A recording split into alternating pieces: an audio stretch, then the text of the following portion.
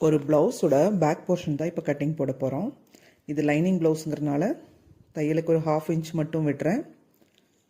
உடம்பு இறக்கத்தை அளவு எடுத்துக்கோங்க. ஒரு ஷோல்டர்லேருந்து பர்ஃபெக்டாக 13.75 வருது. 13.75 இன்ச்சில் மார்க் பண்ணிவிட்டு ஸ்ட்ரைட்டாக ஒரு கோடு, அப்புறம் ஷோல்டர் ஜாயிண்ட்டுக்காக ஒரு 1/2 இன்ச். இடுப்பு சுற்றளவு பாருங்கள், 30 இன்ச் இருக்குது. 4ஆல் டிவைட் பண்ணிக்கோங்க. 7.5 இன்ச் வருது. அப்புறம் தையலுக்கும் பேக் சைடு டாட்டுக்கும் சேர்த்து 2.5 இன்ச் எக்ஸ்ட்ரா வைங்க. இப்போ ஃப்ரண்ட் போர்ஷன் 9.5 இன்ச் இருக்குது.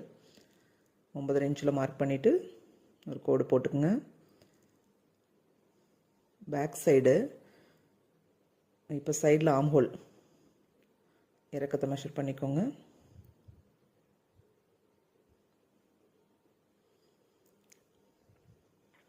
Back side neck shoulder to shoulder centre பண்ணிவிட்டு ஒரு மார்க் பண்ணிக்கோங்க. நெக்கு கரெக்டாக மார்க் பண்ணிவிட்டு ப்ளவுஸை மடித்து வச்சிங்கன்னா ஷோல்டர் கரெக்டாக மார்க் பண்ணிக்கலாம். ஆம் ஹோல் சைடும்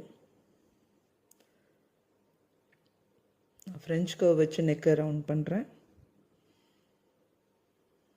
இங்கே 1.25 இன்ச்சு, ஏன்னா அது உடம்பளவை பொறுத்து.